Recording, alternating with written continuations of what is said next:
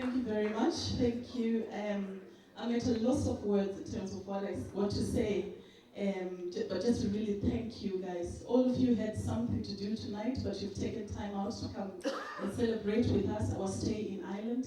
We came to Ireland in 2002 when Willie and John decided to go to Botswana. I remember the night that my husband traveled to Botswana, and he was going for an interview, and I just could not believe that we were going to go to Ireland because I'd never traveled even to South. In fact, I didn't even have a passport to begin with, and I really want to thank John and Willie for giving my husband this opportunity, because if you hadn't had faith in him, probably wouldn't be here where, as we stand right now. So we really want to thank South Dublin County Council for believing in my husband, because it was through that we're able to be here.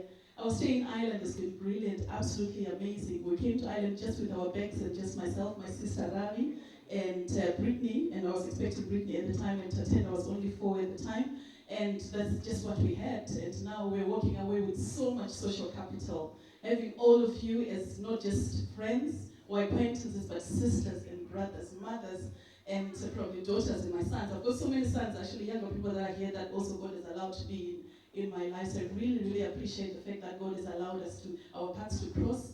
And we're going to walk away with so much pride that we were able to cross paths with yourselves. I really want to thank even members of the Green Party that are here. Eamon Ryan, when he was minister at the time, he used to come around to my area, to my constituents, and would go around canvassing and talking to people, knocking on the doors, and really it was just a source of comfort, because at that time the ministers did not really have enough time to go out to meet with candidates and also to go out canvassing, but he really did take time to come out and be with me and canvass with me. So really, Elizabeth Davidson, who is here, was the person that identified me and nominated me, and then I ended up in the Green Party. And I've never regretted the fact that I was able to be part of Green Party, because I believe that Green Party was a space where you'd be able to stand, you'd be able to be part of it, and also contribute to your fair share, of which in some cases, sometimes in other political parties, it's very difficult for you as an immigrant to go in. You will be obviously a very small fish in a very big pond, so it's very difficult, especially if you know that you've got something to bring to the table. It is quite challenging, and definitely when I came out, when a lot of people that are here, suggested my name to the local minister, who was the Finafel minister, Kona Linhan at the time, that I could be a possible candidate. I was approached by so many political parties, but I really had to choose a party where I felt I'd be able to stand and also contribute my fair share. And I felt that the Green Party was the party to be able to do that. Not only was I just a candidate where I got more than 630 first preference votes, but also I was part of the National Elections Task Force, which was a very powerful mechanism of the party. And also I was the local chairperson of the Green Party at that time. So all that, it's very difficult for an immigrant and for a woman to be able to be part of that. So I really want to give out to the Green Party now and say thank you very much. Continue what you're doing, because I think migrant communities are here to stay. And I think political parties should be able to embrace that. And a lot of us have come. I think there was about 2,500 Zimbabweans that are here, but so many people from Nigeria, from South Africa, from Kenya, from Uganda, and all that. We have come and we've made Ireland our home. And our local government and our national governments are experiencing a lot of challenges and issues also pertaining to people that are coming in. And I think one of the greatest challenges that we are facing as immigrants is the issue of racism and discrimination, sometimes which is actually quite structural and institutional, and you can't put a finger to it. And I want to challenge my colleagues in the government, and also yourself, Ima.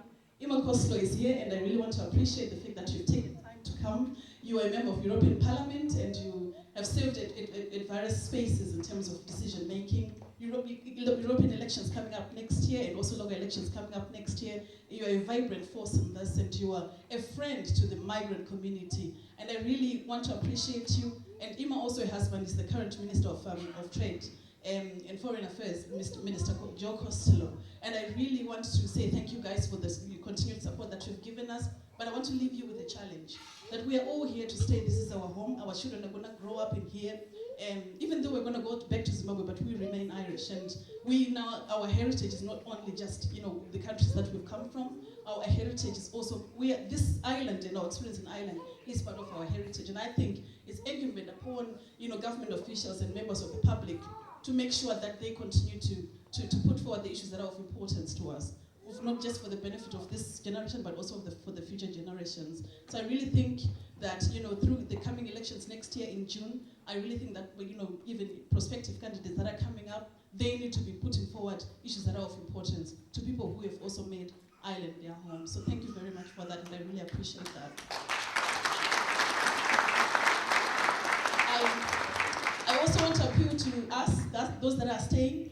I think what I've done, standing in the elections, I think elections are actually coming next year. I think you can also be a candidate.